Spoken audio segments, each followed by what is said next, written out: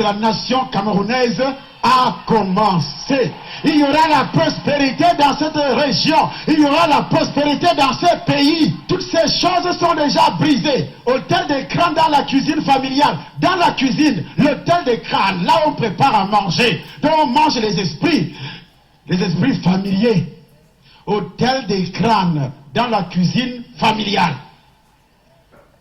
Dites-moi, quelle bénédiction vous pouvez vous attendre? À quel type de bénédiction? Et dès qu'on quitte, on va chez un féticheur aussi. Jugez vous-même. Est-il nécessaire d'accuser quelqu'un dans ce pays? Est-il nécessaire d'accuser qui que ce soit? Si ça ne marche pas, c'est le Camerounais lui-même qui attire la malédiction dans sa famille, dans sa région, dans le pays. C'est pour cela que je suis obligé de faire le tour des 10 régions. Je suis obligé de faire le tour des 10 régions pour délivrer.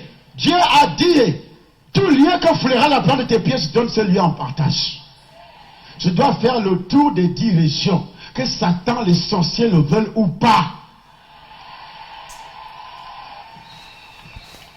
Les mêmes nuits de prière seront organisées à l'ouest, Bafoussam, Bamenda, le nord, Gawa, Gaoundéré, pour aller détruire sur place. Dieu a dit, tout lieu que fleura la plante de tes pieds, je te donne ce lieu en partage. Les armes avec lesquelles nous combattons ne sont pas charnelles, elles sont puissantes pour renverser les raisonnements et pour détruire les forteresses. Moi, je n'utilise pas les armes que les rebelles utilisent, les pistolets, les bombes. Mais j'utilise une arme qui n'est pas visible, le Saint-Esprit. Si j'avance une parole sur toi, cette parole doit s'accomplir. Tout ce qu'il dit ne manque pas d'arriver. Si je prononce un mot en bien pour toi, tu es béni. Mais si je tourne ma langue en mal, tu es maudit et tu es détruit. Ta vie est partie, que tu sois n'importe qui. Ta vie s'arrête à ce niveau-là.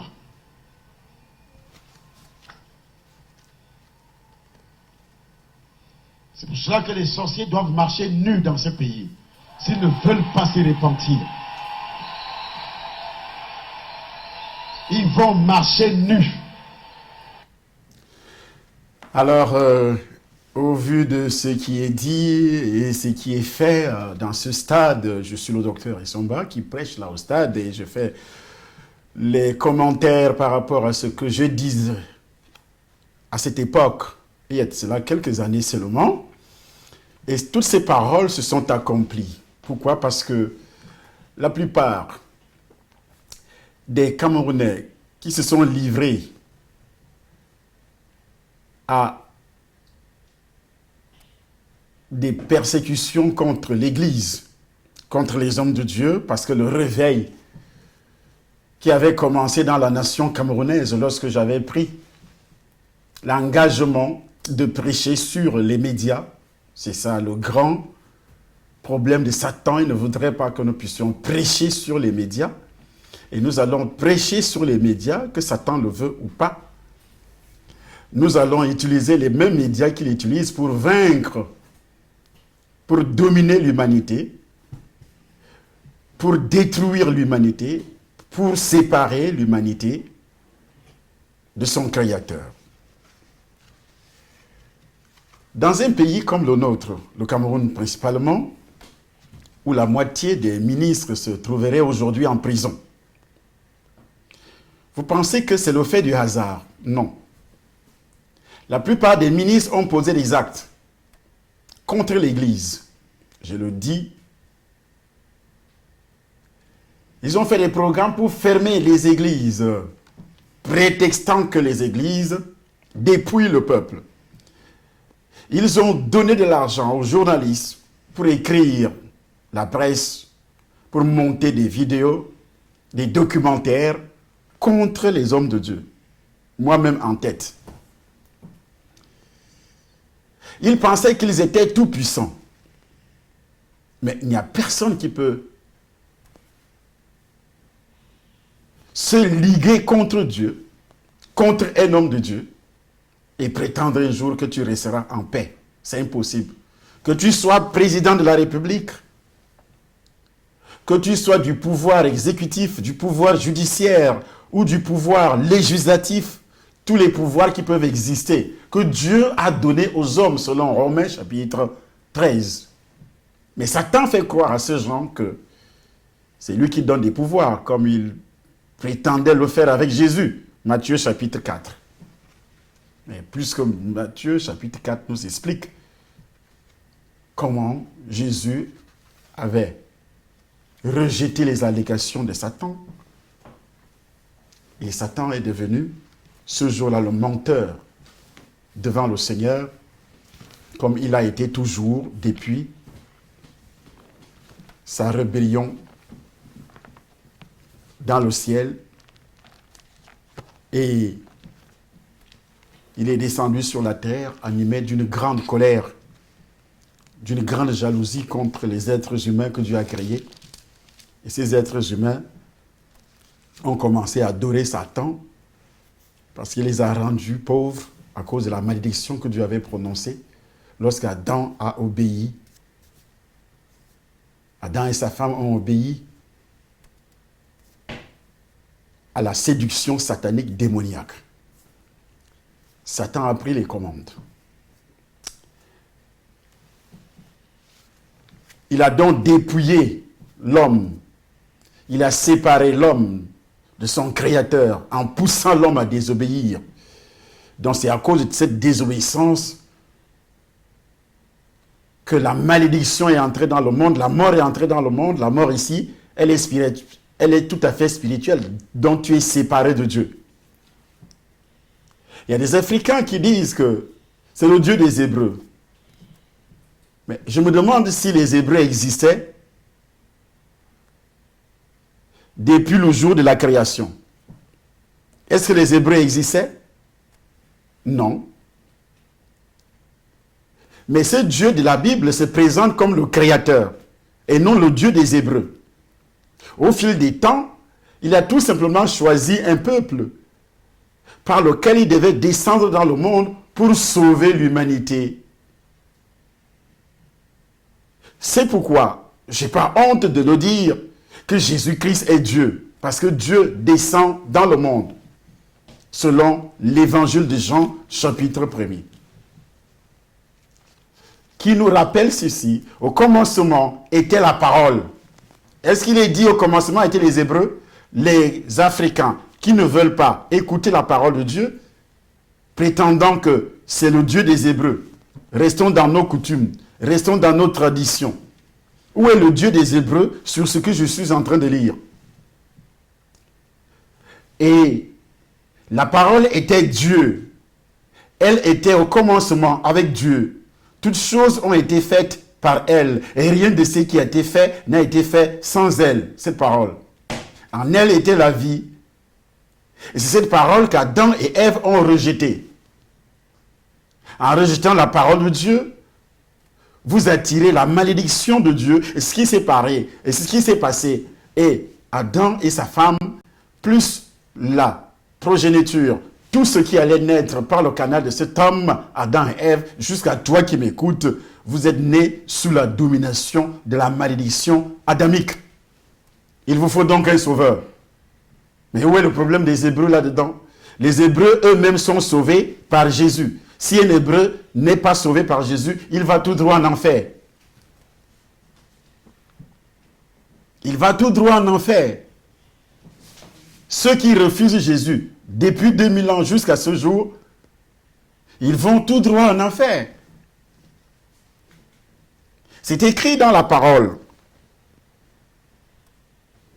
Ils ont des promesses dans la fin des temps, quand Jésus va revenir. Après l'enlèvement de l'Église, Jésus va redescendre. Et la Bible dit, Dieu a tant aimé le monde, il a donné son Fils, afin que celui qui croit ait la vie éternelle. Mais Satan, le menteur, il a tant aimé le monde. Est-ce qu'il est dit qu'il a aimé les Hébreux? Que celui qui croit ait la vie éternelle. Jean, entame son évangile en appelant Jésus la parole, en utilisant ces termes pour désigner Christ. Jean le présente comme la parole de Dieu, personnifiée, et indique que durant ce dernier jour, Dieu s'est adressé à nous à travers son Fils, selon Hébreux chapitre 1er, verset 1er jusqu'au verset 3. Où est le Dieu des Hébreux dans cette affaire? Africain. J'ai dit africain. Où est le Dieu des Hébreux dans cette affaire? Satan vous trompe. C'est pourquoi vous passez le temps à persécuter les hommes de Dieu, à inventer des histoires. Il vous faut donc la délivrance. C'est une montagne. L'Afrique, ceux qui disent que l'Afrique va se développer, l'Afrique peut se développer sans Dieu. Les États-Unis qui ont commencé à se développer, vous dites que c'est le Dieu des Blancs. Après ça, c'est le Dieu des Blancs. Ils sont venus chez nous pour nous coloniser. Alors, je préfère encore le Dieu des Blancs. Avant l'arrivée des Blancs, vous étiez quoi? On dit qu'on avait des coutumes. Ces coutumes-là ont amené quelle civilisation? Rien. Quelle sagesse? Rien. Donc, le Dieu des Blancs est le Dieu qui donne la sagesse, parce qu'il a donné la sagesse aux Blancs. Je préfère encore ce Dieu-là que le Dieu qui rend les gens pauvres, que le Dieu qui maintient les gens dans les divisions, que le Dieu qui maintient les gens dans une misère extrême, pas d'amour.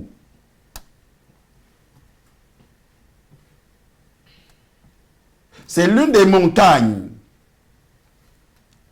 Puisque le thème central d'aujourd'hui, il faut que la montagne soit ôtée. Avant que la montagne ne soit ôtée, il faut que cette montagne soit discernée, soit identifiée. Parce que notre émission numéro 1, hier, j'ai bien dit, selon la parole de Dieu qui dit, si quelqu'un dit à cette montagne, ôte-toi de là. Parce qu'on a toujours cru que nos montagnes sont des montagnes personnelles, c'est la maladie, c'est la pauvreté, c'est la misère. Pourquoi ça ne marche pas? Ma vie en dents de scie. C'est bon. Ça aussi, c'est des montagnes. Je n'en dis qu'on ne vient pas. Mais il y a d'autres montagnes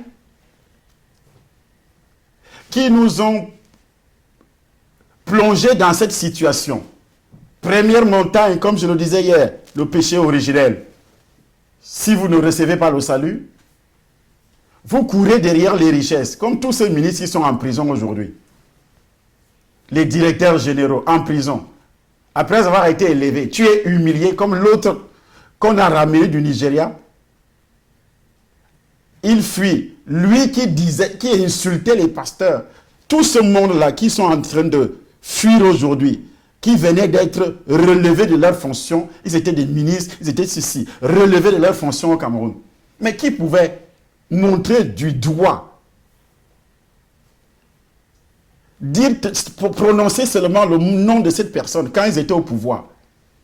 Mais ce qu'ils ont oublié, c'est que c'est Dieu qui donne le pouvoir à qui il veut. Il retire. Comme il avait dit à Nebuchadnezzar. Quand tu deviens tellement orgueilleux, je précise que tous ceux qui restent dehors là, qui sont au pouvoir, vous allez finir comme eux. C'est comme ça que je parle tout le temps. Vous allez finir comme eux. Si vous n'acceptez pas Jésus, vous allez finir comme eux. Je l'avais déjà dit auparavant. Ça, c'est une vidéo de 2010. Ce que vous suivez là, 2000 combien? 2010. Continuez à lire, homme de Dieu. S'appuyant sur la tradition des hommes, sur les rudiments du monde, et non sur Christ. Car en lui habite corporellement toute la plénitude de la divinité. Tout ce que vous voulez sur Dieu, en lui, Jésus, habite corporellement toute la plénitude de la divinité. Vous avez tout pleinement en lui. Vous avez tout pleinement en Jésus. Vous avez la guérison en Jésus. Vous avez la délivrance. Vous avez les miracles. Vous avez la prospérité. Vous n'avez pas besoin d'aller faire des autels, des sacrifices. Vous n'avez pas besoin de passer par les coutumes. Vous avez tout pleinement en lui. qui est le chef de toute domination, Jésus est le chef de toute domination, de tout esprit qui travaille dans les coutumes, de tout esprit qui travaille dans les cimetières. C'est pour cela que tu vas sortir du cimetière aujourd'hui. Parce que le chef des dominateurs, Jésus de Nazareth, est arrivé dans le pays. Il doit libérer tous ceux qui sont enchaînés dans les cimetières. Il est le chef de toute domination et de toute de autorité. toute autorité. Et c'est en lui que vous avez été circoncis. Ce soir, il doit délivrer. Ce soir, il doit libérer. Ce soir, le sorcier qui ne veut pas se repentir, marchera nu demain matin. Il doit marcher. Jésus est arrivé dans ce pays pour délivrer, pour libérer. Parce que les Camerounais ont été emprisonnés par les sorciers. Ils ont été emprisonnés dans l'alcool. Il y a des ventes importées partout. C'est la sorcellerie. Il est le chef de toute domination. Il est le chef de toute domination. Il est le chef de toute Il est le chef de toute domination. Il est le chef de tout sorcier. Il est le chef de tout démon. Donc tous les démons doivent sortir ce soir. Tous les démons doivent sortir ce soir. Les maris de nuit doivent sortir. Ceux qui ont mangé les organes dans ton corps, ils vont vomir ces organes. Ceux qui ont enterré ton mariage au cimetière, ton mariage va sortir du cimetière. La bouche de l'Éternel. Asseyez-vous, la délivrance n'a pas encore commencé, nous sommes encore très loin de la délivrance. Eh bien, l'esprit de rébellion omniprésent dans le monde et dans les familles a contaminé l'Église de nos jours. Bien des chrétiens ne veulent plus entendre parler du péché. Ils ne veulent plus entendre parler des démons. Ils ne veulent plus entendre parler de la loi et des prophètes. Ils disent que nous ne sommes pas sous la loi. Sauf, ils aiment des prédications que j'appelle tout simplement de la séduction. C'est-à-dire les bénédictions, tout en rejetant les préceptes qui dérangent. Dieu est bon, mais il est également sévère envers les rebelles. Or, la loi précisément condamne le rebelle et non le juste.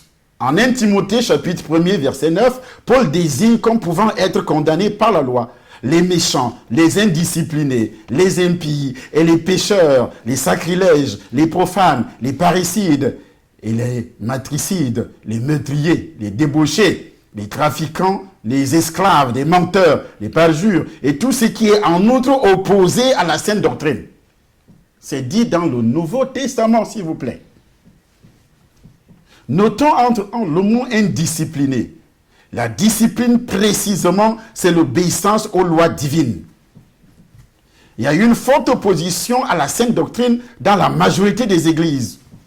Paul avait annoncé cela comme une caractéristique des derniers temps. Les gens seraient égoïstes, amis de l'argent, rebelles à leurs parents, calomniateurs, enflés d'orgueil et aimant leur plaisir plus que Dieu. Paul parle des gens qui auront l'apparence de la piété, mais qui renieront ce qui en fait la force.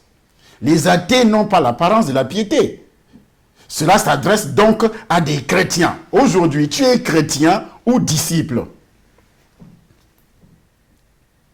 Tu es chrétien ou disciple? Il ne parle pas des athées, ceux qui disent que Dieu n'existe pas. Mais ici, il parle des chrétiens. Ce qui fait la force de la piété, ce n'est pas seulement la foi en Jésus-Christ. C'est aussi la crainte de Dieu. Vous pouvez avoir la foi en Jésus et ne pas avoir la crainte de Dieu. La crainte de Dieu a presque totalement disparu des églises. Ce qui est une signature du diable. Beaucoup de responsables spirituels se plaignent de ne pouvoir reprendre quelqu'un sans se voir traité de légaliste de méchant, de dur. Si tu oses prêcher sur les tenues moulantes dans les églises, si tu oses toucher les problèmes d'habillement dans les églises, des parures dans les églises, alors là c'est grave, l'église va se vider. Là tu cours le risque de voir des personnes fuir, des chrétiens fuir l'église. Pourtant, avec cette mode, des serpents entrent dans l'église. Beaucoup de vêtements actuels, d'ailleurs, sont ornés des dragons, des symboles des serpents. Voilà l'une des montagnes qui existent dans l'église. On dit, on a Christ. Mais si on a Christ, est-ce qu'il n'y a plus de discernement?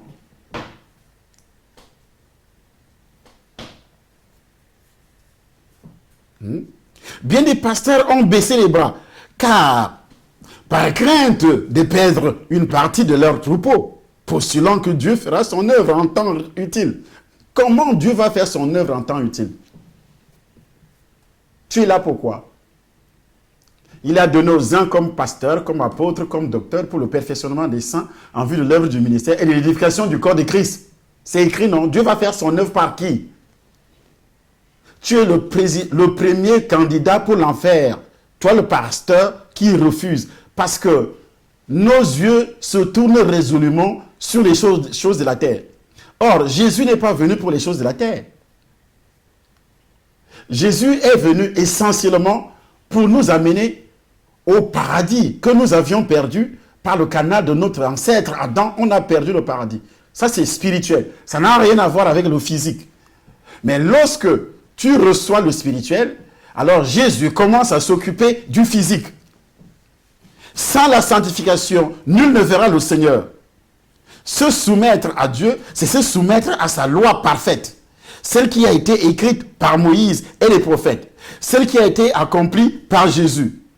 Et celle dont le Seigneur a rappelé qu'elle ne disparaîtra jamais tant que le ciel et la terre subsisteraient.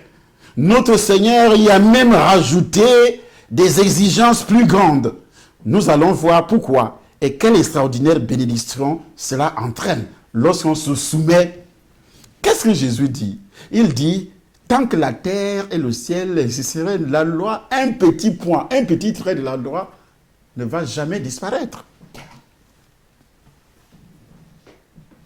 Parlons d'abord du légalisme. C'est une perversion diabolique de la loi. Le légalisme a fait au cours des siècles des dégâts considérables dans l'Église. Où on ne met plus l'accent sur la grâce, on met l'accent sur ce qu'on appelle le légalisme, c'est ça. Il faut un évangile équilibré.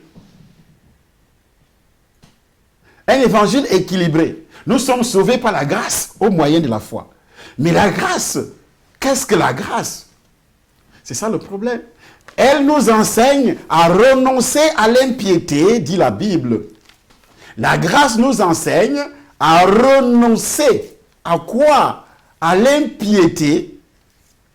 L'impiété, c'est quoi donc? C'est toutes ces traditions, c'est tout ce qui est dit ici. Vivre comme si Dieu n'existait pas. Le légalisme, c'est une utilisation abusive de la parole de Dieu par des gens désireux de dominer, de manipuler ou de se mettre au-dessus des autres. Comme les soi-disant, les calomniateurs qui viennent pour critiquer seulement, pour critiquer. Tel a fait ça, tel a fait ça, tel a fait ça. N'allez plus là-bas, ne faites plus ceci. Ça, ce sont des légalistes, ça n'a rien à voir avec la spiritualité. Ça n'a vraiment rien à voir avec la spiritualité. Ceux qui passent le temps à dénoncer. Il n'y a pas un ministère de dénonciation. Je le dis tous les jours. Ça n'existe pas. C'est un esprit religieux, un serpent. Il distille son venin sous forme de menaces, larvées ou de condamnation,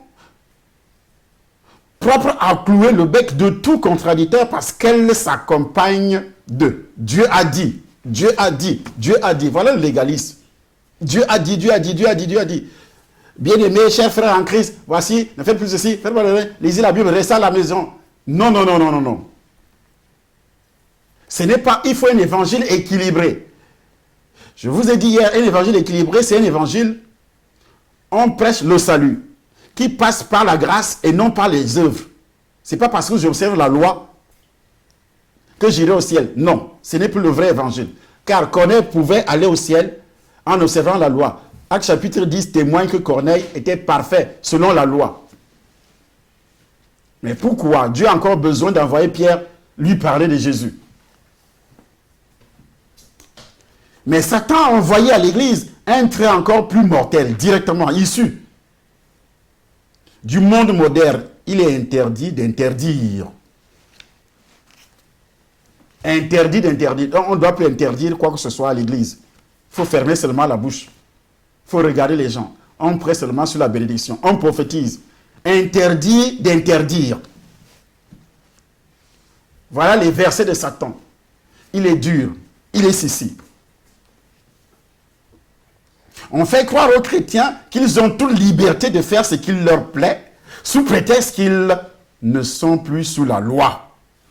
Ils sont comme des gens qui prendraient le volant de leur voiture, convaincus qu'ils n'ont plus à observer les feux rouges, les stops et les sens interdits, car quelqu'un de leur famille a payé par avance l'amende. On a déjà payé l'amende, on a déposé. Roulez comme vous voulez, sur les sens interdits.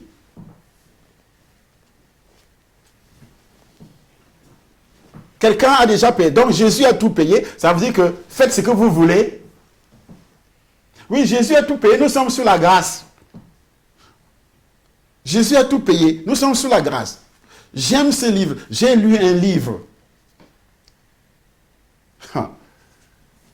Cette femme a écrit. Ça a attiré mon attention. Il y a des gens qui ont fait des séminaires avec mon livre témoignage. Il y a d'autres pasteurs qui ont rejeté parce qu'ils ne sont même pas encore convertis. Mon propre livre témoignage que j'ai écrit. Il y a des gens qui m'ont dit, homme de Dieu, ce livre a béni ma vie. Dieu m'a béni par le canal de ce livre. Ce n'est pas le livre qui bénit, mais Dieu l'avait béni par le canal de ce livre, a béni son assemblée par le canal de ce livre, ce qui est dit dans le livre. Et moi-même, je lis beaucoup. Et ce livre-là, c'est une femme du Seigneur qui a fait des recherches sur la délivrance. Elle n'est pas passée par le satanisme comme moi, mais elle a fait des recherches sur les problèmes de délivrance. Et quand j'ai lu le livre, j'ai compris qu'il y avait des vérités dans ce livre.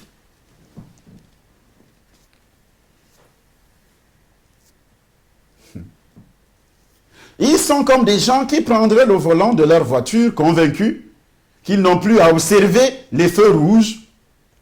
Alors, quand tu n'observes pas les feux rouges, qu'est-ce qui va se passer? C'est toi qui es le premier candidat à la mort. Tu vas mourir. Accident et tout ce qui sont dans ta voiture. Donc les pasteurs qui enseignent ça, que aujourd'hui on n'a plus besoin de la sanctification, n'est pas d'actualité.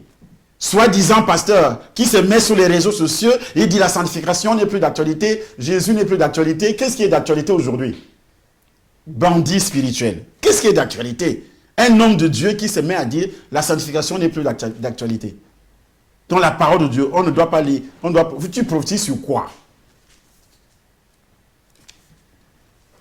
Quand on prend le volant de sa vie chrétienne, en décidant d'oublier les stops, les feux rouges et les sens interdits de Dieu, on s'expose à des chocs, à des carambolages, on s'expose aux accidents, on s'expose à la prison.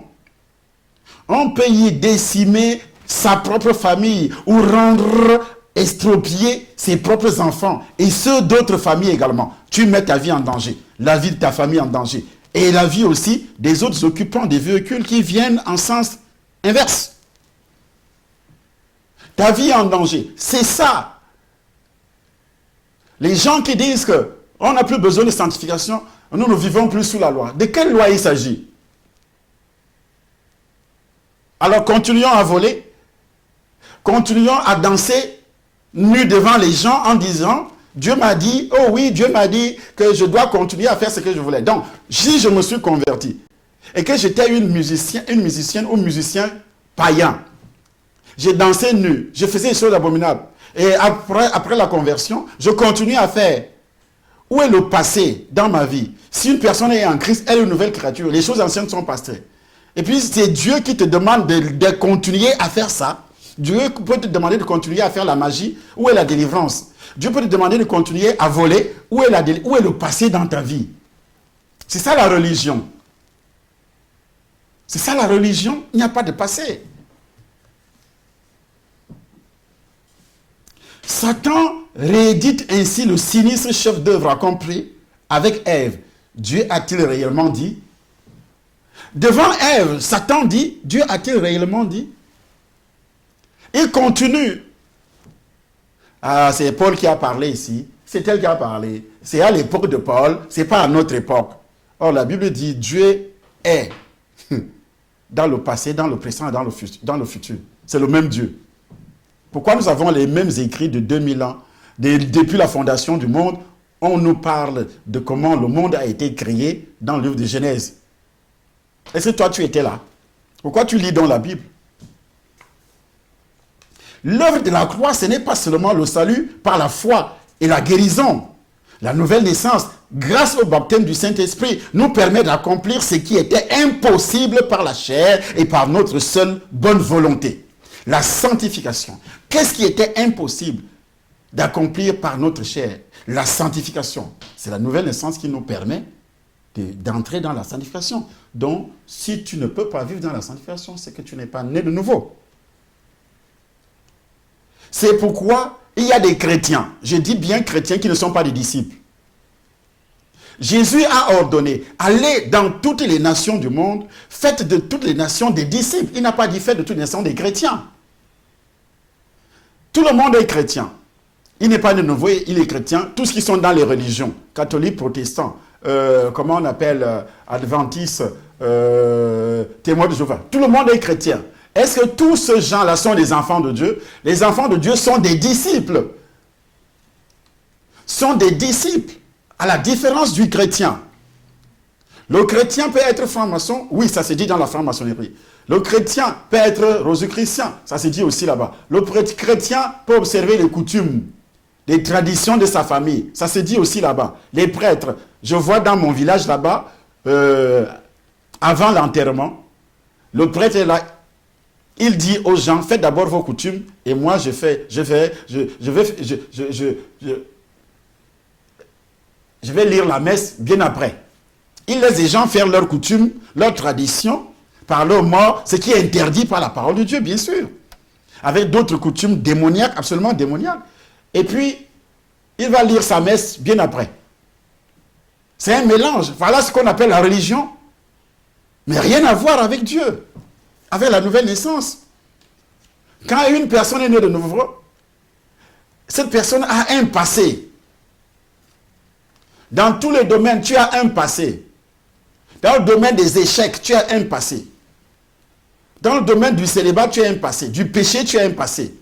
Dans tous les domaines, tu as un passé. Mais si aujourd'hui, tu n'as pas de passé, donc il y a des montagnes que tu dois identifier et parler à ces montagnes. C'est pourquoi, à partir de, puisque nous parlons de la fête pascale, Pâques, au Table des Nations Paris, sur cette adresse que je m'en vais vous donner tout à l'heure,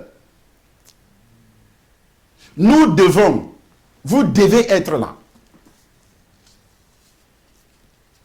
Pourquoi tout ceci arrive alors? Parce que l'absence de délivrance rend beaucoup plus difficile l'obéissance au Seigneur.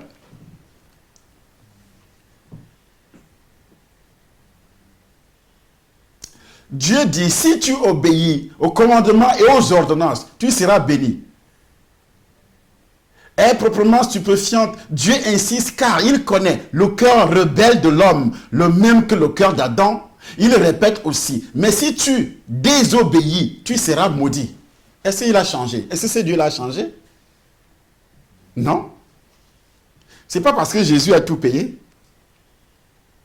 Donc, si aujourd'hui, quelqu'un te dit, j'ai déposé 100 000 euros aux impôts pour que toi, tu roules avec ta voiture comme tu veux. Tu prends même l'autoroute en sens inverse. Parce que j'ai tout payé. On va donner les amendes. Oui, les amendes. Ça, c'est les amendes. Jésus a tout payé les amendes. Mais il y aura des conséquences dans ta chair. Tu prends l'autoroute à sens inverse, mais c'est fini pour toi. C'est ce qui arrive à ceux qui refusent d'obéir à la parole de Dieu. Jésus a tout payé. Ils sont déjà chrétiens, mais Jésus a tout payé, oui. C'est comme on a déposé 1 million d'euros. Fais tout ce que tu veux sur les routes. On a déposé au Trésor français 1 million d'euros. Quelqu'un a tout payé. Mais alors, ce que tu vas faire, c'est ton corps qui va recevoir. Il y a une telle confusion dans le domaine de la loi que j'apporte une fausse doctrine de la grâce à l'intention de ceux qui sont fatigués de l'état pitoyable de leur église et de son manque de fruits. Si aujourd'hui, ton église ne porte pas de fruits, monsieur le pasteur, tu es responsable parce que vous passez par la séduction pour attirer les gens. Les gens ne sont plus convertis. Il n'y a que la séduction. Il n'y a que la séduction. Il faut d'abord, le problème de la délivrance, c'est la cure d'âme. La cure d'âme, c'est quoi? C'est la mise en pratique tout simplement de la parole de Dieu. Si les gens viennent dans votre église, vous ne connaissez pas leur passé. Mais alors, vous allez me dire quoi? 3 domaines pour la délivrance. 3 grands domaines nécessitent la délivrance. Le premier est consécutif au traumatisme de l'âme. Sans la cure d'âme, votre âme a des carences affectives. Le rejet, par exemple, le deuil, les trahisons, les abandons, l'inceste. Voilà des montagnes. Lorsque vous perdez un membre de votre famille, étant païen, et que il y a des traditions qui vont suivre, on va vous pousser à poser des actes traditionnels. Votre âme sera souillée. Votre âme sera blessée. Quand vous recevez le Seigneur, le péché originel qui vous empêche d'être habité par le Saint-Esprit est détruit par le sang de Jésus. Mais c'est à vous de parler de ce qui s'est passé dans votre famille quand vous aviez perdu un membre. Quelles sont les pratiques qui ont été engagées par les ancêtres, par vos parents, et que ces pratiques, vous étiez là. Ces pratiques ont ouvert la porte. Dans nos familles, il y a ce qu'on appelle des carences affectives. Il y a des parents qui sont durs avec les enfants. Il y a des démons qui entrent. Et on voit ces enfants aujourd'hui en train de tuer.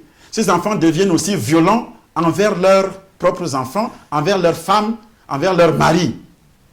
Il y a des carences affectives. Un enfant qui a vécu dans une famille où il y avait des carences affectives, sa propre famille aura aussi des carences affectives, même si cet enfant a reçu le Seigneur. Même si cet enfant est sauvé. Sauvé veut dire tu es délivré du péché originel. Mais ça ne fait pas de toi quelqu'un qui est délivré des carences affectives.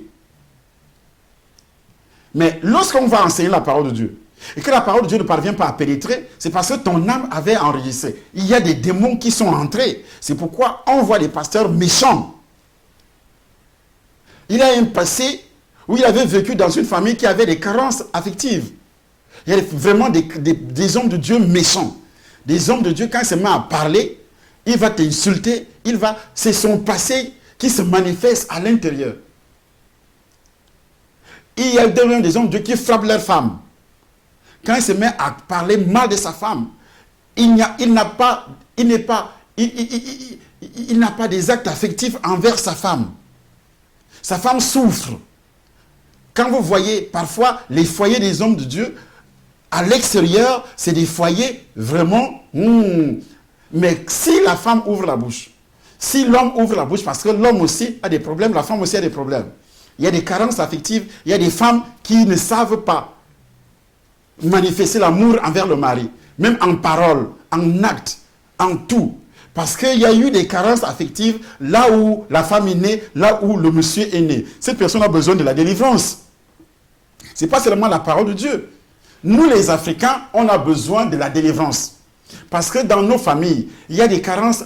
Nos familles, regardez un peu les foyers des Africains. Les Blancs, ici en Europe, tu vois le Blanc qui embrasse sa femme partout où ils vont, il n'a pas honte. Mais l'Africain, essaie même d'embrasser ta femme essaie d'embrasser ta femme devant les gens. Essaie d'embrasser ton mari, manifester l'amour, même devant les parents. Ça ne peut pas se faire chez les Africains. Donc, sur ce point, l'Africain a besoin de la délivrance. Les démons sont entrés. Les esprits sont entrés. Nous avons d'autres souffrances. Le rejet dans la famille. En Afrique, c'est l'enfant qui commence à se prostituer, qui amène l'argent dans la famille parce qu'elle se prostitue, une petite fille se prostitue, amène l'argent dans la famille. Les autres qui ne se prostituent pas seront rejetés. La fille commence à vivre le rejet dans la famille. Pourquoi? Parce qu'elle n'amène pas de l'argent. 14 ans, elle se prostitue déjà pour amener de l'argent dans la famille. Si elle ne le fait pas, elle sera rejetée. Les garçons aussi, c'est la même chose. Et pourtant, en Europe, c'est tout à fait le contraire. C'est tout à fait le contraire. Alors, quand les pasteurs africains adoptent l'évangile qui est prêché en Europe, alors que même les Européens ont besoin de la cure d'âme, dont la délivrance, après avoir obtenu le salut en Christ. Ce n'est pas seulement la parole qu'on va prêcher. Non, pas du tout. Vous avez donc les deuils, par exemple, toutes les pratiques. Lorsque Deutéronome chapitre 18 précise que qu'on ne trouve chez toi personne qui fasse entrer son fils ou sa fille par le feu, qui consulte les devins. Quel Africain, de génération en génération, qui peut montrer le doigt aujourd'hui que ma famille n'a pas consulté les devins? Les traditions, les coutumes, toutes ces coutumes-là dans la famille. Quel Africain qui peut me dire aujourd'hui? Voilà des montagnes. C'est ce que je disais tout à l'heure. Chez nous en Afrique, je précise chez nous en Afrique, pourquoi nous vivons dans une pauvreté, dans une misère? Pourquoi on ne peut pas bénéficier des ressources minières qui sont enfouies dans nos sous-sols en Afrique? À cause de tout ça. Beaucoup de malédictions. Comment briser une malédiction? Il faut d'abord l'identifier. Il ne peut pas être brisé s'il n'est pas identifié. Jésus, quand il est entré dans ta vie, la première malédiction que Jésus a brisée, qui a été identifiée, c'est celle d'Adam et Ève. C'est pourquoi il dit allez annoncer la bonne nouvelle. La bonne nouvelle ne touche pas tes péchés. Écoute-moi bien, si ces péchés ne sont pas identifiés. C'est pourquoi il faudrait les confesser. La bonne nouvelle, je répète, ne touche pas tes péchés. Si ces péchés ne sont pas identifiés par toi-même, repentez-vous, vous devez vous repentir. C'est-à-dire identifier le péché. Le premier dans ma vie est originel. Pour que le Saint-Esprit passe pour habiter dans mon corps, il faut au préalable le brisement, la destruction du péché originel par le sang de Jésus. C'est pourquoi le sang de Jésus est utile. C'est pourquoi aussi la loi, les gens pouvaient observer la loi, pouvaient même confesser leurs péchés dans l'Ancien Testament, mais le Saint-Esprit ne pouvait pas les briser, ni délivrer ces gens-là. Pourquoi? Parce que la première porte, la première malédiction existait qui ne pouvait pas être ôtée par une simple confession ou repentance. Donc, c'est seulement le sang de Jésus qui avait le pouvoir, qui a le pouvoir d'ôter ce péché originel. L'agneau de Dieu qui ôte le péché du monde. Alors les autres péchés qui sont personnels, que ce soit ceux de ma famille ou bien mes propres péchés, doivent être d'abord identifiés par moi-même dans un état de prière. Et après avoir identifié ces péchés, je suis prêt à les abandonner. Et en même temps à les confesser, parce que ce n'est plus ma vie. Les gens disent c'est ma vie. Non, ce n'est pas ta vie. Si une personne est en Christ, elle est une nouvelle créature, les choses anciennes sont passées et tout est devenu nouvelle. Donc la première étape, c'est d'abord la reconnaissance de votre péché. Le premier, pour recevoir Jésus, le premier, c'est le péché originel. Et les autres, donc reconnaissez, identifiez, j'appelle ça identifier. Le péché des ancêtres. Les pasteurs qui vous diront qu'eux-mêmes sont encore dans leur péché. Vous pensez que prophétiser, n'est-ce pas les prophètes dans l'Ancien Testament ont prophétisé? Est-ce qu'ils étaient habités par le Saint-Esprit? Non. Non, ils n'étaient pas habités. Le Saint-Esprit descendait tout simplement. Parce que Dieu avait un but dans la vie de ce prophète. Pour son peuple. Mais le Saint-Esprit n'habitait pas dans la vie des gens dans l'Ancien Testament. Relisez correctement votre Bible. Le Saint-Esprit descend le jour après le sacrifice que Dieu offre au monde, passant par Jésus, la résurrection de Jésus. C'est après 40 jours que le Saint-Esprit descend pour habiter dans les corps des gens et nos corps deviennent des temples du Saint-Esprit. Parce que Jésus avait déjà versé son sang. Et c'est le sang de Jésus. Ils l'ont vaincu par le sang de l'agneau et par la parole de leur témoignage. C'est pourquoi nous recevons Jésus par la parole de la confession, dont il détruit le péché originel. Et dès qu'il détruit le péché originel, le Saint-Esprit a la possibilité de descendre dans ton corps. Il commence donc à te convaincre des péchés. Convaincre.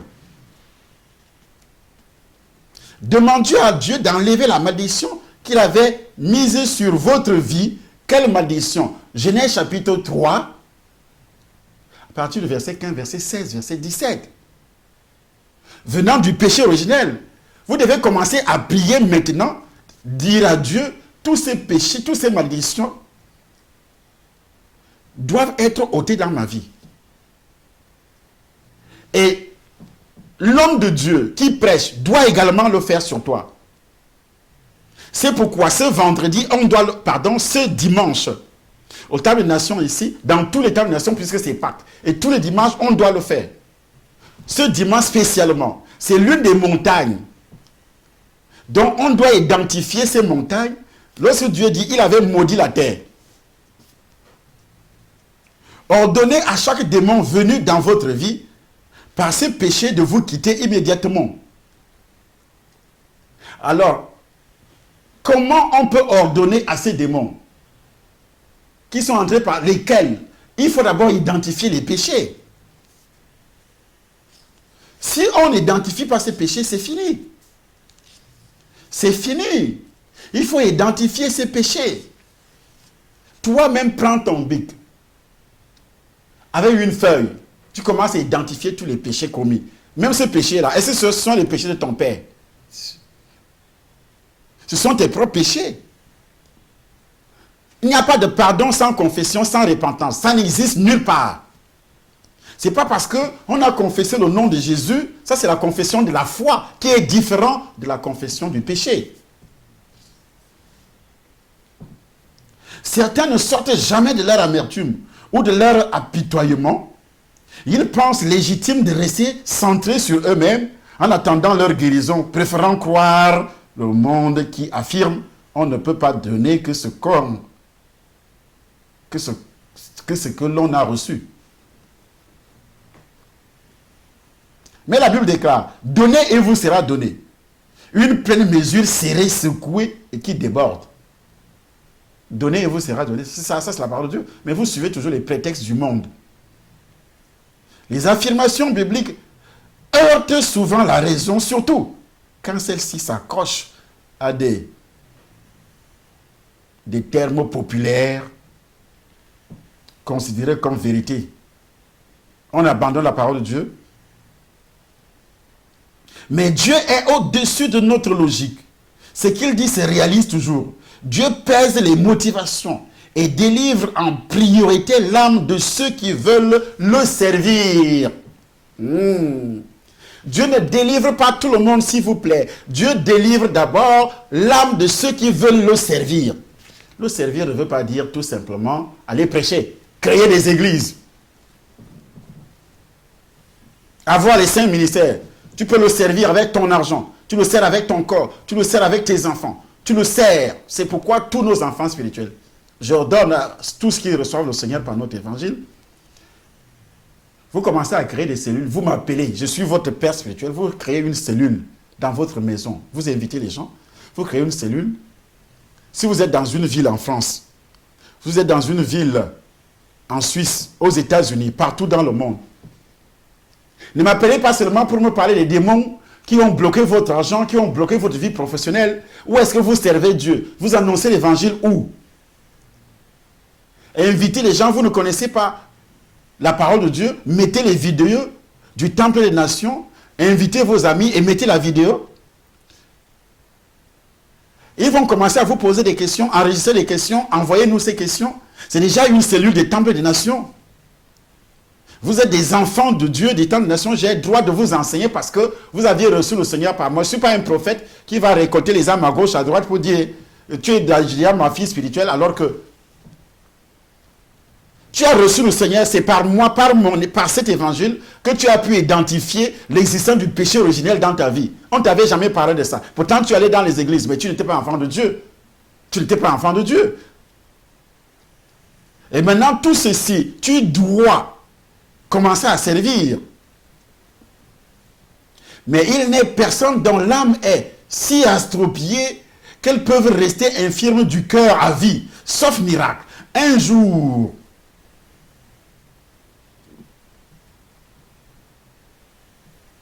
j'ai entendu beaucoup de choses au sujet des gens qui avaient tenté de trouver une solution à leurs problèmes dans le corps de Christ.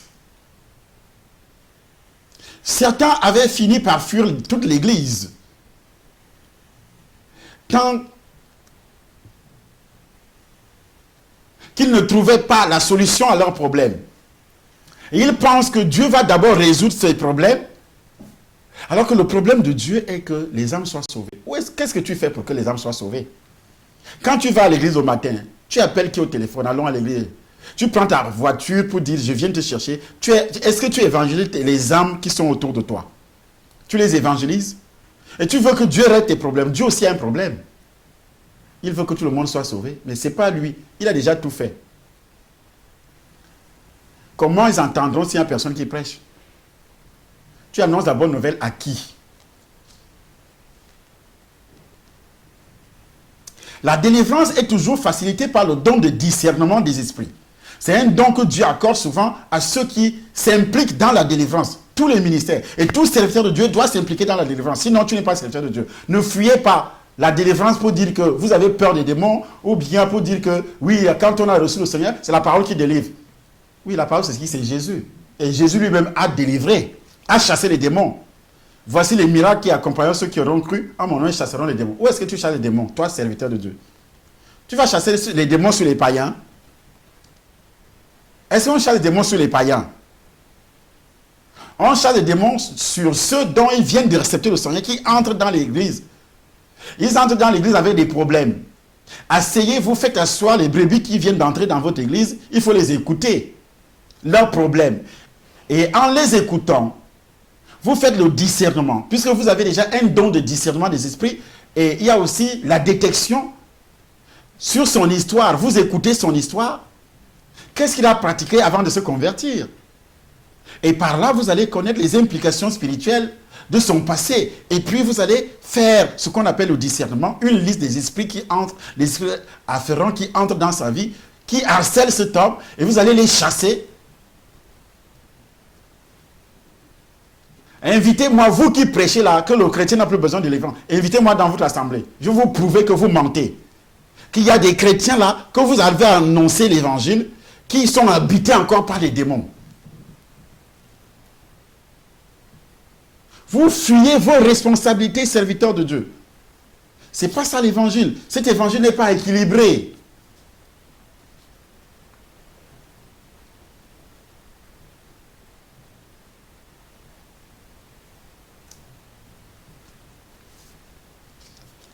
La deuxième catégorie de délivrance ne souffre pas de délai, car ce type de lien entrave toute avancée dans la vie chrétienne. L'occultisme. Et quel est l'Africain aujourd'hui qui peut montrer son petit doigt, même les pasteurs africains qui prêchent ça, que ta famille n'a pas été impliquée dans l'occultisme, dans la sorcellerie? Montrez le doigt. Montrez le doigt. C'est un petit exercice de rien du tout.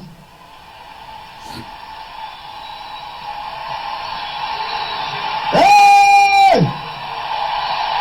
Hey! Il est le chef. Dès qu'il a lu, il est le chef de toute domination.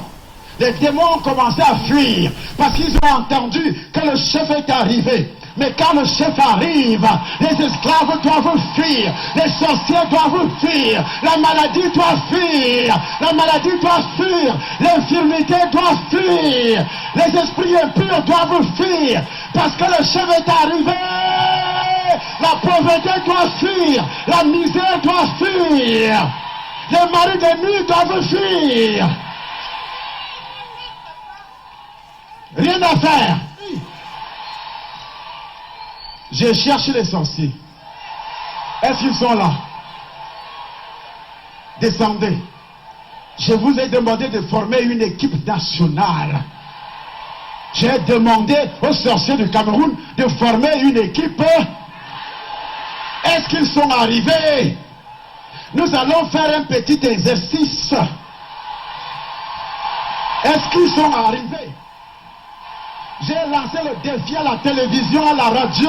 Nous allons faire un petit exercice qui ne va pas durer longtemps. Et nous allons voir quel est le Dieu qui est Dieu ce soir.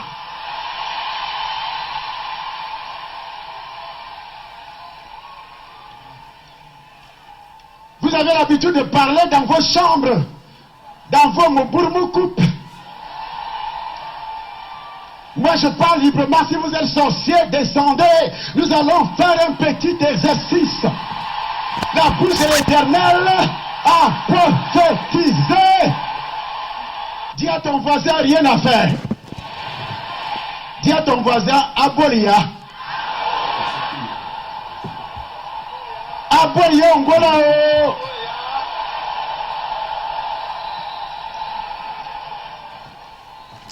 Les sorciers. Où sont les sorciers? Les petits sorciers de ton village qui t'embêtent, où sont-ils? Je veux le sorcier. Dis à ton voisin, papa veut le sorcier. Dis à ton voisin, papa veut le sorcier. Tu n'es pas parmi eux par hasard. Hey! Ça c'est la trompette de la victoire. La Bible dit au son de la trompette, c'est la trompette de la délivrance. Les démons doivent partir, les esprits doivent partir, l'infirmité doit partir. Celui qui ne marche pas doit marcher, celui qui ne voit pas doit voir, celui qui est malade doit recevoir la guérison. La trompette de la guérison a sonné, la trompette de la délivrance a sonné.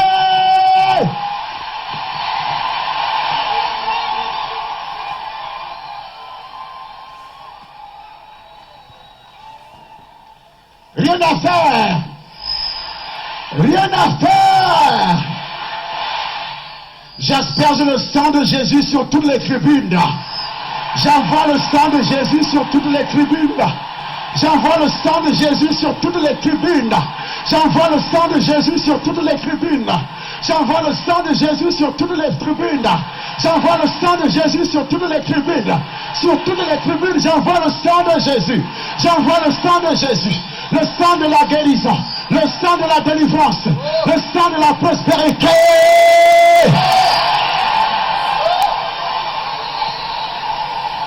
Rien à faire. Demande à ton voisin, où est le sorcier? Papa cherche le sorcier. Matthieu chapitre 27. Matthieu chapitre 27. À partir du verset 51. Il est écrit. Il est écrit. Et voici le voile du temple se déchira en deux. Et voici. Le voile du temple se déchira en deux. Et depuis le haut jusqu'en bas. Depuis le haut. Ça marque déjà le début de ta délivrance. Depuis le haut jusqu'en bas. Puisque les sorciers de ton village t'ont mis dans un sac. Avant d'arriver ici, tu étais déjà dans le sac. Depuis 2 ans, tu étais dans le sac. Depuis 3 ans, tu étais dans le sac. Depuis 10 ans, tu étais dans le sac. Ton mariage était dans le sac. Tes intestins étaient dans le sac. Et c'est pour cela que tu avais mal au ventre. Ton cerveau était dans le sac. Tes projets étaient dans le sac. Tes affaires dans le sac. Ta santé aussi était dans le sac. Mais aujourd'hui, cette nuit même, le sac doit se déchirer. Depuis le haut jusqu'en bas. Le sac doit se déchirer. Ta tante t'avait mis dans le sac. Ta tante t'avait mis dans le sac. Ton oncle t'avait mis dans le sac. Ton frère t'avait mis dans le sac. Ton voisin t'avait mis dans le sac. Et aussi ton collègue de service t'avait mis dans le sac. Ton frère t'avait mis dans le sac. Ton mari t'avait mis dans le sac. Ta femme t'avait mis dans le sac. Ton copain t'avait mis dans le sac. Ta copine t'avait mis dans le sac. Mais aujourd'hui, le sac doit se déchirer. Depuis le haut jusqu'en bas. Et tu vas sortir. Tu vas commencer à marcher. Tes affaires vont commencer à marcher, à sauter. Tes affaires vont commencer à marcher. Tes projets vont marcher.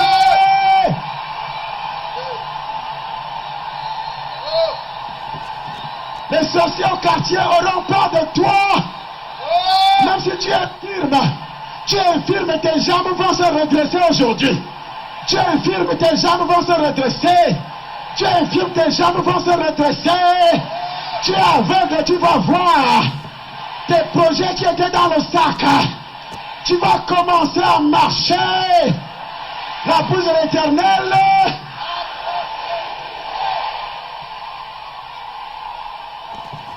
Aujourd'hui, tu sors du sac des sorciers. Tu sors du sac des sorciers. Le voile du temple. Le voile de ton corps. Le voile qui empêchait ton corps de recevoir la bénédiction. Tu as prié fatigué. Et quand tu as envoyé la bénédiction, parce que tu étais dans le sac, la bénédiction ne tombait pas sur toi. Tu étais dans le sac des sorciers. Quand la bénédiction de Dieu descendait, ne te trouvait pas. Mais aujourd'hui, le sac doit se déchirer du haut jusqu'en bas.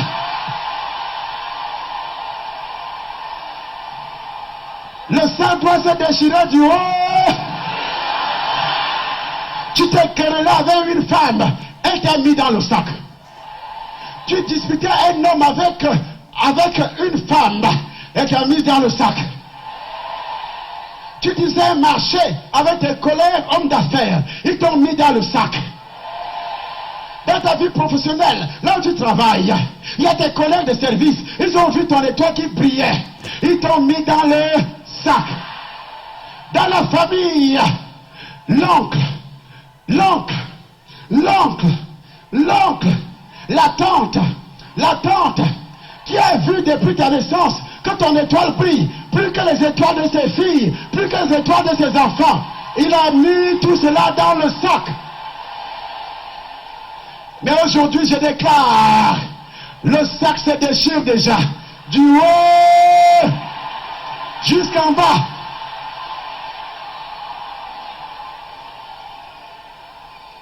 Si tu es venu de Bafoussam, si tu es venu de Tchon, si tu es venu du Nord, tu es venu de l'étranger, tu vas rentrer libre. Tu ne seras plus de sac. Tu vas rentrer marchant avec tes pieds. Marchant avec tes pieds. Tu vas marcher avec tes affaires. Tu vas rentrer avec tes projets. Tu vas rentrer avec tes affaires. Tu vas rentrer avec la santé. Tu es guéri à partir de ce soir. Tu es guéri à partir de ce soir. La bouche de l'Éternel.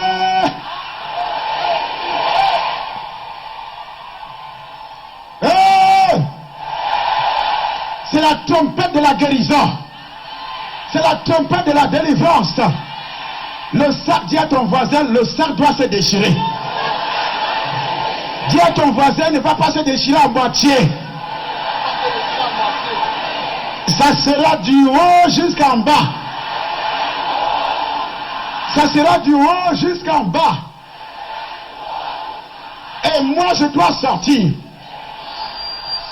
Tout ce qui t'appartient doit sortir.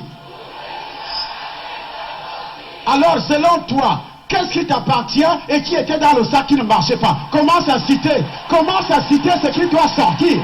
Commence à citer ce qui doit sortir. Commence à citer ce qui... Alors, selon toi aussi, qu'est-ce qui était dans le sac? Tu dois identifier la montagne. Et cette montagne qui n'est pas identifiée dans ta vie ne peut pas être aussi ôtée. Et tu dois le faire avec la foi. Avec la foi, qu'est-ce que tu dois identifier? Ce qui ne marchait pas dans ta vie avant de venir au Temple des Nations ce dimanche. Pascal, sur l'adresse que je m'en vais vous donner, et cela est très important, très très important. Si vous allez d'abord rencontrer cette adresse, au niveau de votre vidéo, au bas de cette vidéo, je dis bien au bas de cette vidéo, parce que on n'a pas changé d'adresse. Nous avons des travaux dans la salle qui continuent. Des travaux dans la salle qui continuent. Des grands travaux. Mais on a obtenu une salle à la gare du Nord. À la gare du Nord, en raison donc de tous ces travaux, à la raison de l'indisponibilité de notre salle de Domon à cause des travaux, le Temple des Nations, Paris, informe donc ses fidèles que le culte de dimanche, dimanche pascal, la Pâque, puisque nous célébrons la Pâque, et chaque dimanche, tout le mois de mai d'ailleurs, se déroule, tout le mois d'avril d'ailleurs, se déroule à l'adresse suivante, 43 rue de Dunkerque, au 75 010 Paris, à 9 h. Au bas de votre vidéo, regardez, vous allez voir l'adresse à partir de 9 h. Donc vous venez et vous allez, prenez la feuille, mentionnez tout ce qui est dit. Commence à citer ce qui doit sortir. Commence à citer. Le sac est déchiré. Le sac est déchiré. Le sac est déchiré. Le sac est déchiré. Le sac est déchiré. Le sang de l'alliance. Le sang de l'alliance. Le sang de l'alliance. Le sang de l'alliance. Il y a des femmes. Il y a une femme dont l'utérus est comme le sac. L'utérus de cette femme dans ton village est comme le sac. Elle a mis toutes les filles, toutes les femmes de ce village dans son utérus, afin qu'elle ne trouve pas le mariage. Celle qui trouvera le mariage va vivre malheureuse dans ce mariage. Elle a son utérus comme le sac. Elle a son utérus comme le sac. Elle a son utérus comme le sac dans ton village.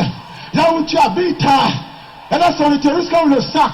Elle t'a mis dans le sac, dans son utérus, afin que tu ne prospères pas, afin que les hommes de ce village ne prospèrent pas, afin que les garçons ne trouvent pas du travail. Elle a envoyé tout le monde dans le sac, dans son utérus. Mais l'utérus doit se déchirer. Ça doit se déchirer du haut jusqu'en bas. La bouche de l'Éternel.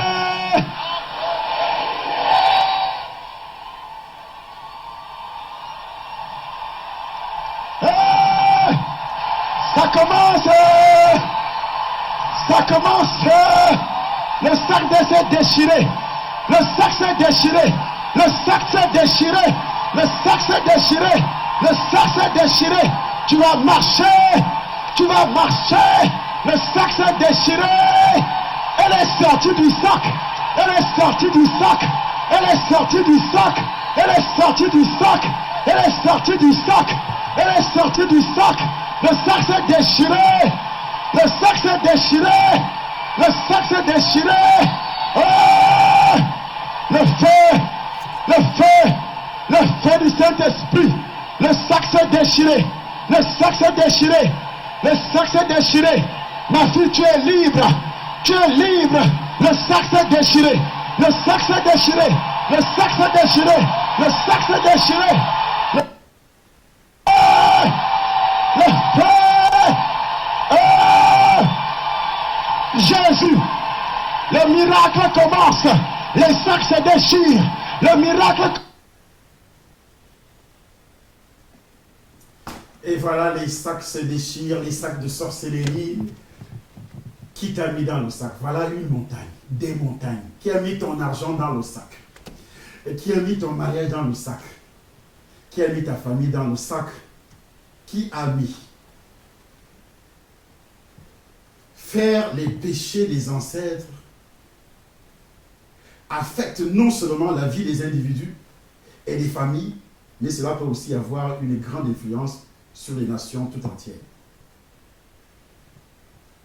Regardons encore les Saintes Écritures dans Deutéronome chapitre 30, verset 19.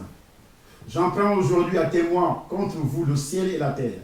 J'ai mis devant toi la vie et la mort, la bénédiction et la malédiction. Choisis la vie, afin que tu vives, toi et ta postérité.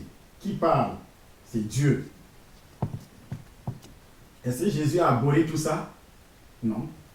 Il n'est pas venu pour abolir. Ceux d'entre vous qui survivront seront frappés de langueur pour leurs iniquités dans les pays de leurs ennemis. Ils seront aussi frappés de langueur pour les iniquités de leur père. De leur père. Qui parle? C'est Dieu. Toi, tu es en Europe, tu es parti de ton pays pour aller se chercher. Aujourd'hui, rien ne marche. Mais tu vis dans la sanctification. Mais tu ne comprends pas, tu ne sais pas que. Et on continue à te dire dans l'église où tu vas, il sait où tu vas, ou bien tu vas, tu restes, tu regardes les conneries que les gens viennent raconter sur les chaînes de télévision, puisque tout le monde a la capacité d'avoir une chaîne de télévision sur YouTube, raconter ses bêtises comme il veut, comme il entend. Et tu suis tout ça, tu gobes tout ça et tu es rassasié de malédiction, bien sûr. Ils confesseront leurs iniquités et les iniquités de leur père. Ils confesseront leurs iniquités et les iniquités de leur père, les transgressions qu'ils ont commises envers moi, et la résistance qu'ils m'ont opposée, péchés à cause desquels, moi aussi, je leur résisterai et les mènerai dans les pays de leurs ennemis. Quel est le continent dont les enfants se trouveraient à l'extérieur, hors de ce continent, plus que l'Afrique aujourd'hui? Est-ce que ceci ne s'applique pas sur nous? Je me souviendrai de mon alliance avec Jacob. Lui, il avait l'alliance. Est-ce que les Africains avaient donc une alliance avec Dieu? Aucune. Vous vous êtes déjà demandé pourquoi les parents alcooliques avaient des enfants alcooliques. Ce n'est pas uniquement parce qu'ils reproduisent le schéma comportemental de leurs parents, mais c'est aussi à cause des péchés hérités de leur père. La même manière de vivre que nous avions hérité de nos parents. 1 Pierre chapitre 1er verset 18. Quand Pierre parle de ça, il dit à cause du sang de Jésus. Et on vous dit que c'est à cause du sang de Jésus à tout fait. Mais, écoute-moi bien, en lisant 1 Pierre, chapitre 1er, mais il va très loin encore. Je parle de Pierre. Il va très loin encore. Et nous allons lire au chapitre 1er à partir du verset 18.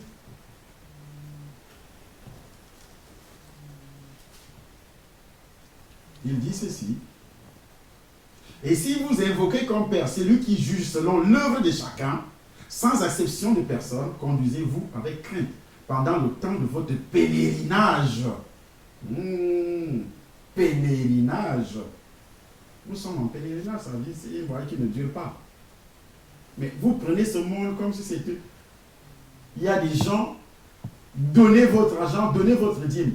Vous avez... Il y a des gens, donnez la dîme, rien. Offrande, rien. Il dit, je dois construire des maisons, j'ai des projets, j'ai ceci. Tous les yeux des chrétiens d'aujourd'hui, chrétiens, je ne parle pas des vrais enfants d'eux. Même pour les travaux, simples travaux que nous faisons là, à Domon, envoie 100 €, envoie 200 €, 1000 €, ça te dépasse. Et pourtant, tu es en pèlerinage. Conduisez-vous avec crainte pendant le temps de votre pèlerinage, sachant que ce n'est pas par des choses périssables, par de l'argent ou de l'or que vous avez été rachetés. Rachetés pour aller au ciel. De la même manière de vivre que vous aviez hérité de vos pères. L'héritage commence au niveau d'Adam et Ève. Le péché originel, les péchés héréditaires et les péchés personnels. Mais par le sang précieux de Christ, comme d'un agneau sans défaut et sans tache, prédestiné avant la fondation du monde et manifesté à la fin des temps à cause de vous, qui par lui croyait en Dieu, lequel a ressuscité de mort, et lui a donné la gloire, en sorte que votre foi et votre espérance reposent sur Dieu. Ayant purifié vos âmes en obéissant à la vérité. À la vérité. Jésus est la vérité, la parole. Et quelle est la parole qui est donc prêchée? Purifiez vos âmes. Il a dit quoi? Chasser les démons, non? Ce n'est pas la parole. En obéissant à la vérité pour avoir un amour fraternel sincère. Aimez-vous ardemment les uns les autres de tout votre cœur, puisque vous avez été régénérés, non par une semence corruptible, mais par une semence incorruptible, par la parole vivante et permanente de Dieu. Est-ce que cette parole est vivante? Est-ce qu'elle est permanente? Elle sera vivante lorsque votre âme sera délivrée. Bien-aimé, je désire que tu prospères et que tu sois en bonne santé, comme prospère l'état de ton âme. Quelle est l'âme qui peut prospérer sans délivrance? La troisième vidéo de demain, je veux enseigner beaucoup de choses encore là-dessus. Puisque vous avez été régénérés non par une semence corruptible, mais par une semence incorruptible, par la parole vivante et permanente de Dieu. Dans cette parole, n'a-t-il pas parlé de chasser les démons? On chasse alors les démons où? D'autres disent que ce sont les apôtres qui ont reçu ce mandat. Nous, aujourd'hui, on n'a pas ce mandat. Menteurs. Voici les signes qui accompagneront ceux qui auront cru. En mon nom, ils chasseront les démons. Ce n'est pas écrit. Les signes accompagnent ceux qui vont croire jusqu'à nos jours.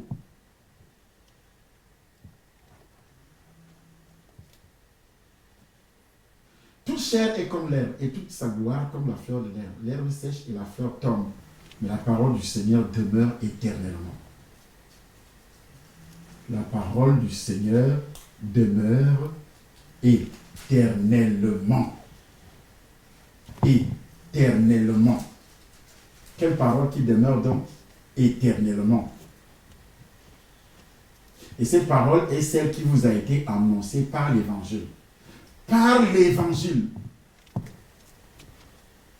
Et l'Évangile, c'est qui? C'est le ministère de Jésus. C'est la vie de Jésus, c'est ça l'Évangile. La mission de Jésus sur la terre. Et quelle a été la mission de Jésus quand vous observez? Il a fait des miracles, il a guéri, il a délivré. Il a donné sa vie pour nous purifier, nous délivrer du péché originel, ouvrir le ciel pour nous.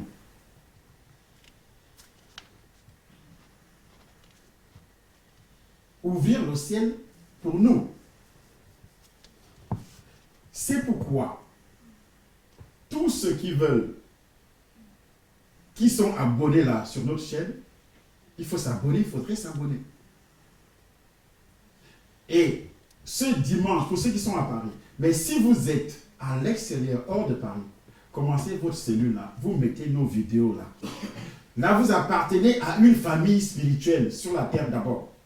Il y a eu les églises locales depuis le livre des Actes des Apôtres, qui est le ministère de Jésus, l'église primitive. C'est ça la première, ça c'est aussi une montagne. Que Satan est en train de fabriquer des enseignements diaboliques. Il vous demande de rester à la maison, de ne pas... Mais je demande à mes enfants, tu ne dois pas demander aux enfants que toi tu n'as jamais évangélisé. Je vous amène au Seigneur, mais avec les médias, je peux vous enseigner. J'enseigne au Cameroun par vidéoconférence parce que c'est mon ministère, là où Dieu m'a assigné des limites. Je ne m'adresse pas, je ne dis pas aux enfants des autres serviteurs de Dieu restant à la maison, non. Si tu as reçu le Seigneur par l'évangile que je prêche, tu dois suivre les enseignements, je dois te nourrir parce que je suis ton père spirituel, je dois te nourrir spirituellement. Et si je te nourris spirituellement, je dois m'occuper de toi pour te donner le lait spirituel. Ce que Pierre dit ici, approchez-vous, il dit, rejetant donc toute malice et toute ruse, la dissimulation, l'envie et toute médisance, désirez comme des enfants nouveau-nés le lait spirituel et pur, afin que par lui vous croissiez pour le salut. Quel lait spirituel est pur? C'est cette parole, c'est pas parce que tu vas lire à la maison, tu ne comprendras absolument rien. Donc tu dois suivre nos enseignements tous les jours, parce que tu appartiens déjà à la famille du Temple des Nations. À la famille du Temple des Nations. Tu invites tes amis, tes collègues de service à venir à la maison suivre avec toi. Quand les directs vont commencer, sous peu de temps, on va commencer les directs au Temple des Nations. Je veux commencer à prophétiser vos besoins spirituels. Faites connaître vos besoins spirituels. On va commencer à prier pour ceux qui sont loin de Paris, à prier en direct selon vos besoins que vous allez nous envoyer. Mais commencez à vous réunir et faites savoir aussi vous appelez, vous m'appelez sur le numéro qui s'affiche là, 0033 643 98 92 24. Vous appelez, dites, moi j'ai donné ma maison pour faire une cellule Table Nation. Et tu commences à évangéliser là. Tu invites les gens à venir prier avec toi. Vous commencez, c'est une cellule. Vous êtes à Londres, commencez. Vous êtes aux États-Unis, commencez. Dans n'importe quelle ville de France, commencez. En Afrique, commencez. Commencez. Et si vous êtes touché, que vous aviez reçu le Seigneur, je vais vous amener à confesser la foi pour que le péché originel puisse disparaître dans votre vie. En suivant cet évangile maintenant, vous vous mettez à genoux, vous commencez à identifier la présence du péché originel dans votre vie tout de suite. Vous reconnaissez que je suis né dans le péché adamique parce que j'ai été créé par Dieu et Adam s'est rebellé. Donc j'avais hérité. C'est un héritage comme Pierre le dit. La vaine manière de vivre que vous aviez hérité de vos pères. Alors l'héritage commence à quel niveau? Au niveau d'Adam. Et si vous n'aviez pas identifié cet héritage depuis que vous allez dans une église, ça veut dire que vous n'êtes même pas encore né de nouveau. Alors commencez par identifier au nom de Jésus. Vous vous mettez à genoux, vous dites, j'identifie à partir d'aujourd'hui la présence du péché originel dans ma vie.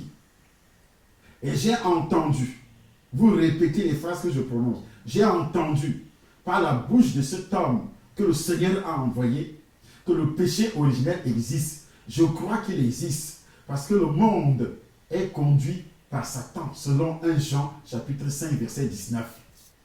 Le monde entier est sous la puissance du diable. Et aujourd'hui, par la puissance du sang de Jésus, je suis délivré du péché originel, libéré du péché originel. Parce qu'il est écrit, l'ont vaincu par le sang de l'agneau et par la parole de leur témoignage. Je crois que Jésus-Christ est le Fils de Dieu dans ma vie. Je lui donne ma vie. Seigneur Jésus, que ton sang me lave, me délivre du péché originel, me délivre de la vaine manière de vivre que j'avais hérité de mes ancêtres, les coutumes, les traditions, me délivre de mes propres péchés. Et à partir d'aujourd'hui, tu prends l'engagement de faire la liste de tous ces péchés. Tu commences à prier la liste des péchés de tes ancêtres, les coutumes, les traditions, tes parents. Et puis la liste des péchés, tes propres péchés, depuis ta naissance jusqu'à ce jour. Tu commences à prier aussi, à demander pardon, à prendre la résolution de ne pas recommencer. Et tu commences aussi à suivre nos enseignements. La Bible précise dans le livre des Actes des Apôtres, après avoir entendu ces discours, ils ont eu les cœurs vivement touchés. Après avoir entendu ces discours, Actes des Apôtres chapitre 2, ceux qui acceptaient sa parole furent baptisés, ils persévéraient dans l'enseignement des apôtres. Alors, je suis ton apôtre, ton père spirituel qui t'a annoncé, qui t'a révélé l'existence du péché originel, même si tu étais déjà chrétien, Jojo, les chrétiens des églises, chrétiens, même si tu es pasteur, même si tu sais que le jour que toi tu as entendu l'évangile, on ne t'avait pas parlé du péché originel, tu n'es pas né de nouveau. Tu prêches comme Apollos. Mais je dis bien, même si tu es pasteur, tu dois te mettre à genoux et tu diras que c'est le docteur de Somba qui m'avait conduit au Seigneur. Sois humble, frère. L'humilité précède la gloire. J'ai vu des pasteurs au Cameroun qui ont des grandes assemblées aujourd'hui en moins de 3 ans, qui avaient trimé auparavant parce qu'ils étaient toujours habités par le péché originel. Mais toi aussi, la Bible précise que ils persévéraient dans l'enseignement des apôtres, dans la fraction du pain et dans les prières. L'enseignement des apôtres, verset 42. Ils persévéraient dans l'enseignement des apôtres, dans la communion fraternelle, dans la fraction du pain et dans les prières. La crainte s'emparait de chacun, il se faisait beaucoup de prodiges et de miracles. Pourquoi aujourd'hui les pasteurs et les prophètes fabriquent des prophéties, fabriquent des miracles? Ça là, ce n'est pas fabriqué. Ce que vous voyez là sur votre petit écran, c'est dans un stade. Auparavant, les Camerounais sorciers disaient, Charlie Somba, donne de l'argent. Comment tu peux donner de l'argent aux milliers de personnes qui sont là? Et il n'y a personne qui n'a jamais témoigné qu'on m'a donné l'argent. Ça là, c'est l'argent qu'on a donné, ce que vous voyez là. Tu dois marcher. Toi qui es venu sans marcher, tu dois marcher. Tu dois marcher. Le sang s'est déchiré. Toi qui es venu sans voir, tu dois voir. Voilà sa mère qui est ébahie. Sa mère qui l'avait amené. Qui est étonnée de ce qui se passe sous ses yeux. Vous pensez que cette mère joue la comédie? Selon vos sorciers, selon vos démons. Car c'est ce que les démons vous disent. Qu'ils racontent. Sans marcher, tu dois marcher. Tu dois marcher. Le sang s'est déchiré. Toi qui es venu sans voir. Voici la maman. Vous pensez qu'elle joue la comédie? Cette mère ne joue pas la comédie.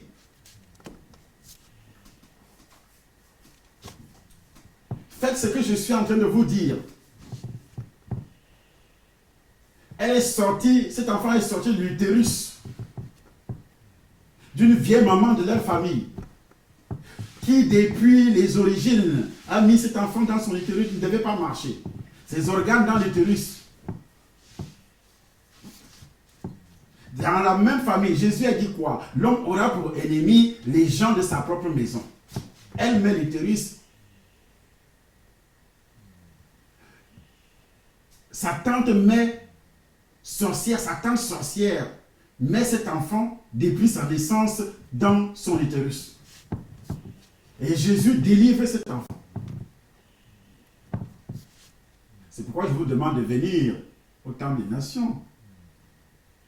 Si vous habitez Paris, ou bien les villes voisines, vous pouvez venir dimanche. Sur cette adresse que vous allez lire au bas de votre vidéo. J'ai vu des miracles se produire comme ça. Je prêche à la télévision. Jésus commence à guérir les gens dans les maisons. C'est pourquoi j'ai dit, faites des cellules, invitez les gens, faites des cellules, invitez les gens. Appelez-nous. Si vous faites une cellule sans nous appeler, sans nous avertir, cette cellule ne vient pas de Dieu, c'est votre orgueil, ou bien vous êtes un sorcier. Vous devez vous identifier au siège du ministère ici à Paris, que voilà, je veux ouvrir une cellule, Temple des Nations, j'ai suivi l'évangile du danger, j'ai reçu le Seigneur, j'ai reçu le Seigneur par la bouche de cet homme de Dieu, et vous aurez tous les enseignements selon ce qui est enseigné ici. Il persévérait, Actes chapitre 2, verset 42, il persévérait dans l'enseignement des apôtres, dans la communion fraternelle, dans la fraction du pain et dans les prières. Vous allez faire tout ça, c'est une église qui commence comme ça, la cellule. Et quand ça commence déjà à grandir, 15 personnes, 20 personnes, avec les offrandes que vous faites, vous louez une salle et je viens.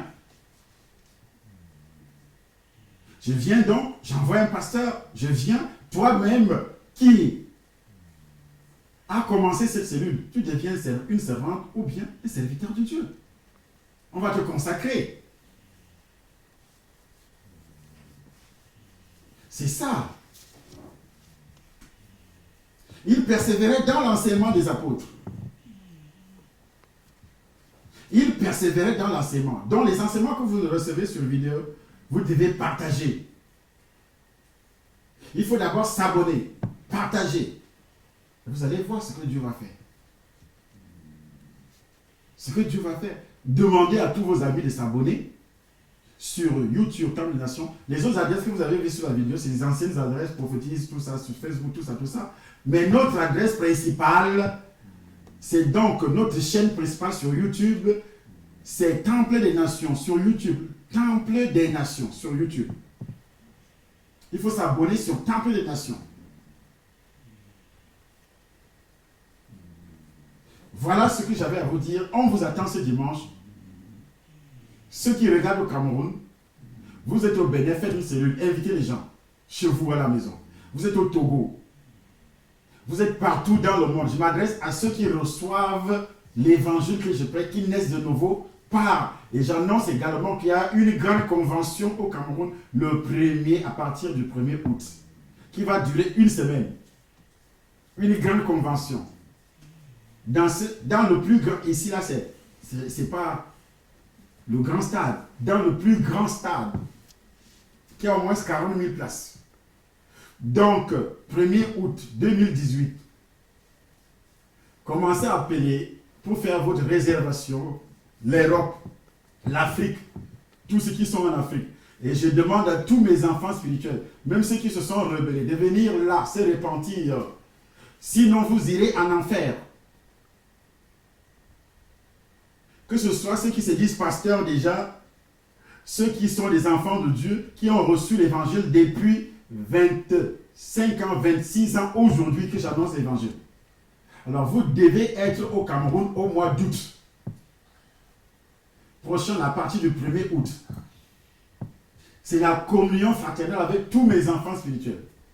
Comme l'apôtre Paul le dit, je dois distribuer les dons du Saint-Esprit. Comme l'apôtre Paul le dit, il a dit ça, qu'il voudrait être prêt pour leur distribuer ces dons. Voilà ce que j'avais à vous dire. Que Dieu vous bénisse et qu'il vous accorde une onction tout à fait particulière. Au nom de Jésus-Christ. Amen.